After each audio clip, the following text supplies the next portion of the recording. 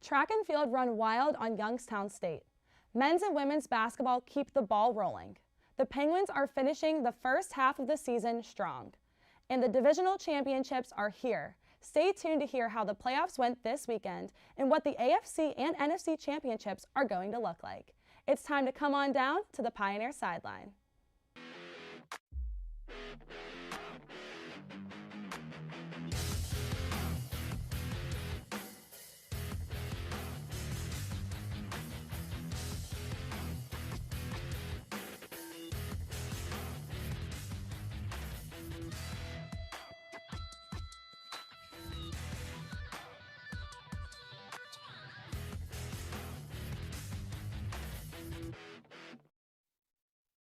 Good evening and welcome to Pioneer Sideline. I'm your host, Natalia Hillen. The men and women's track and field team competed in the YSU Collegiate Invitational this past Friday. From the men's team, taking third place was sophomore Collins Ezzie, jumping 14.05 meters in the triple jump, which resulted in him qualifying for the NAIA Indoor National Championships at the end of February. In the high jump, Ezzie had his first debut, taking sixth place, jumping 1.75 meters. Moving on to the sprints, sophomore Damir Lomax ran a time of 50.34 in the 400-meter dash, taking fifth place. And taking 10th in the 400 was freshman Steve Bradley, running a time of 50.61. And taking 18th place was Juan Barrera with a time of 51.60. In the 800 meters, Ramiro Alinik ran a time of 1:59 and is placed in the top of the conference. Placing 8th in the 60-meter dash was Damir Steven Stewart, running a time of 7:03. Moving on to the throws, taking 18th place in the shot put was sophomore Cooper Little with a throw of 13.24 meters, and in the weight throw was at 11.27 meters. Moving on to the women's team, taking 7th place in the triple jump was junior Sophie Jabozi with a jump of 10.94 meters. In the mile, taking 14th place was senior Alyssa Campbell with a time of 5:17. Taking 25th place in the 800-meter dash was sophomore Allie Placio with a time of 2:33. For the women's high jump, taking third place was freshman Jaden Hines, clearing 1.5 meters, and Nia Goodman taking sixth place, jumping over 1.45 meters. The Pioneers will be back at YSU competing this Friday and Saturday. Good luck to both teams. After the break, we'll hear from Joey Bova on how the men and women's basketball did this past week, and we sit down with sophomore Luke Cochran to talk about how the rest of the season will go for the men's team.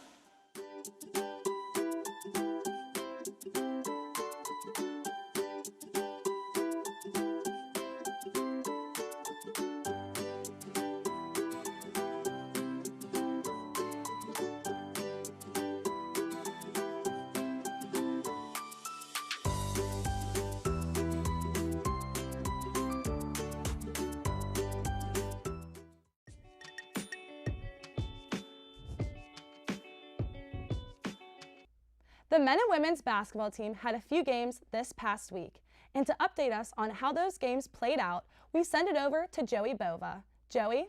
Thanks, Nat. We go back to last Thursday when the girls fell short to IU Kokomo in a River State Conference game 62-69. While the girls were down 43-22 at the half, they battled back in the third quarter, outscoring IU Kokomo 19-10, keeping it 53-41 entering the fourth quarter. Michelle Burns led the way with 20 points and Taylor Wren grabbing 14 rebounds. On to Saturday's game against St. Mary of the Woods, the star of the show was Taylor Wren, recording a double-double with 17 points and 10 rebounds. Sierra Seneda tallied 16, which is 1 point away from her career high she just set 2 games ago. The team ended up securing the win 77-64. Yesterday, the girls faced off against Brusha University, and what a night for Taylor Wren. She passed Laura Lang for third most points in Point Park history. Taylor now has 1,693 points and has scored 800 points in just 55 games. The girls won 82-65 and play at IU Southeast this Friday at 5:30. Following their loss, the boys came back on Saturday against St. Mary of the Woods, winning 79-55. Sharon Schiffno led the way with 28 points, shooting 6 for 10 from 3 with 3 makes in each half. Nate Van had 15, and Jordan Stowe recorded a double-double with 10 points and 10 rebounds and 4 assists. The boys snapped a 4-game losing streak and are now in 4th place of the River State Conference, with the top 4 teams making the playoffs. The boys play again at IU Southeast on Friday at 7:30. Now back to Nat at the desk. Thanks, Joey. Up next, we sit down with Luke Cochran to talk about what the men's basketball team has in store for the rest of the season.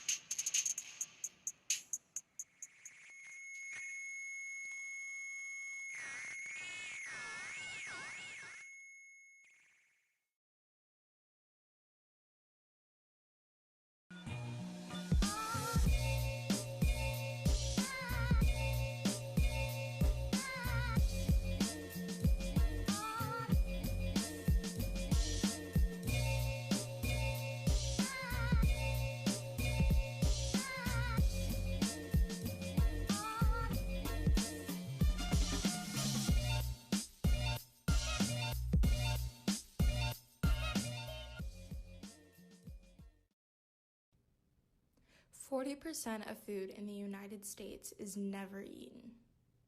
At the same time, 1 in 8 Americans is struggling to put enough food on the table. Before you let your food go bad or throw your leftovers in the garbage, think about your options.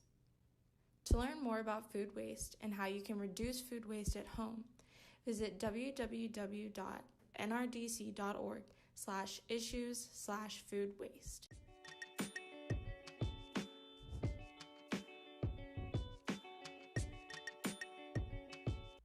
Welcome back.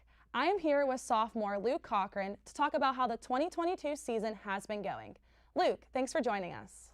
Thanks for having me, Nat. Of course. So going into that game against St. Mary of the Woods on Saturday, what was one goal that you wanted to achieve during that game? One big goal for me would be being the best teammate I could be and helping everybody achieve their own personal goals. That would be the biggest factor for me. Nice. And what did you feel was a high point of the game for your team at that game?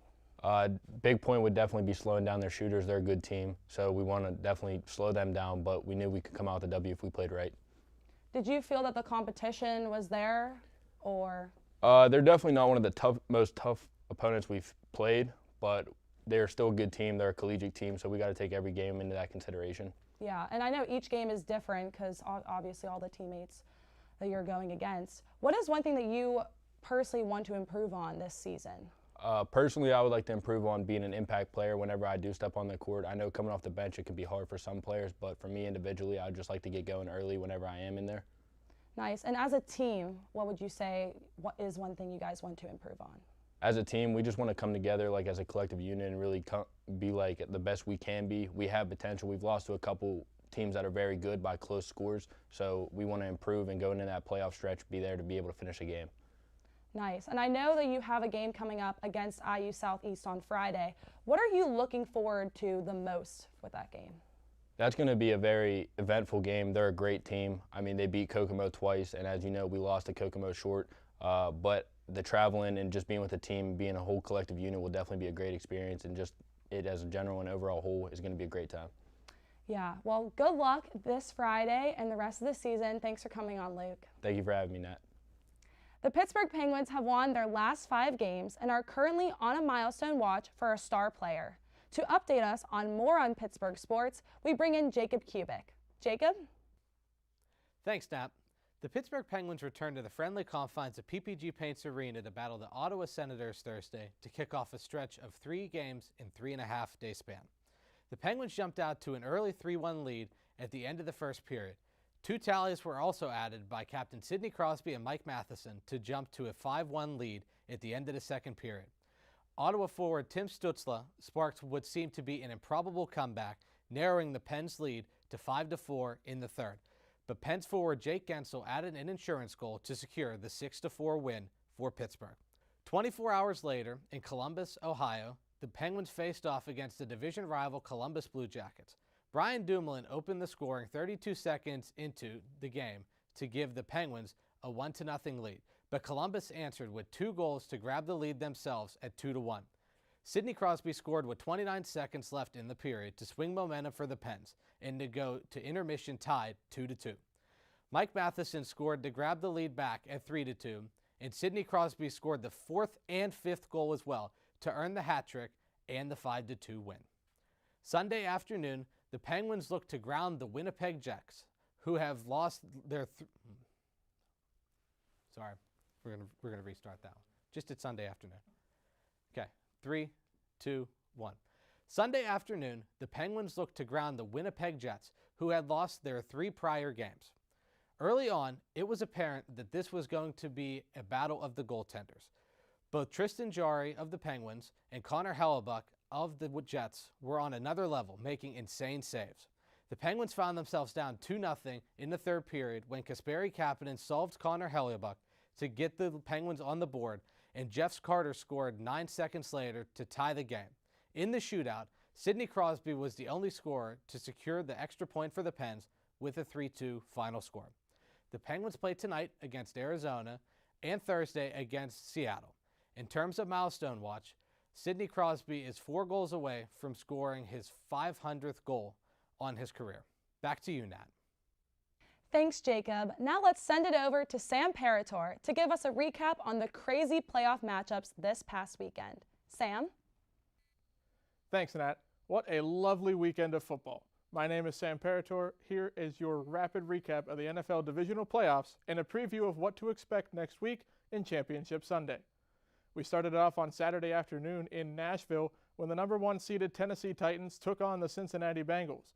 The Bengals rookies came out to play yet again, especially kicker Evan McPherson, who went 4 for 4 on the day, including the 52-yard game winner as time expired, earning the Bengals their first AFC title game berth since 1989.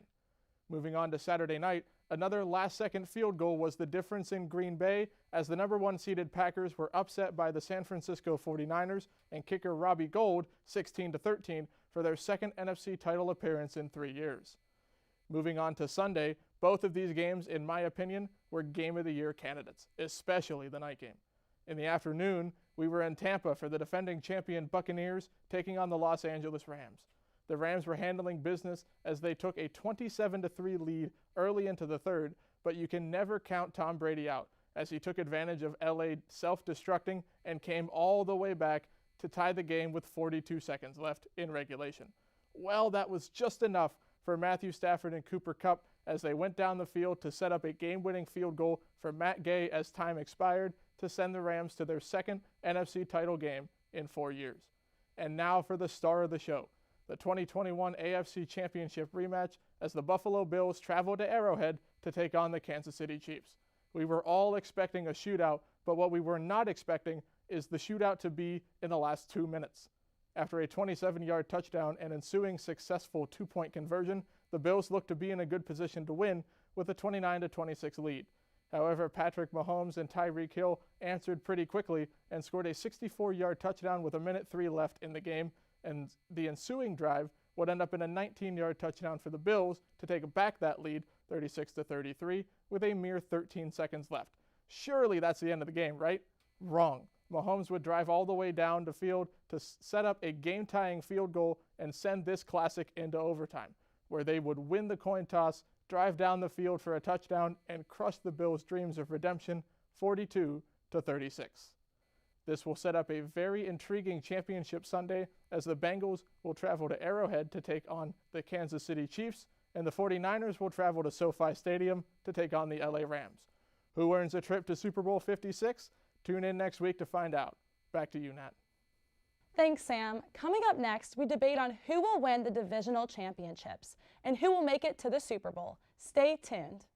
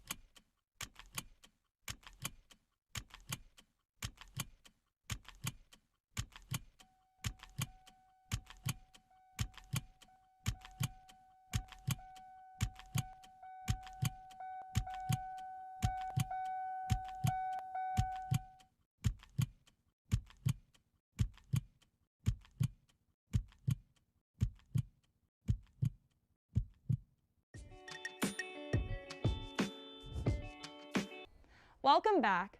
This past weekend, we had some of the biggest names in football move on to the conference championships, and some of them were sent home.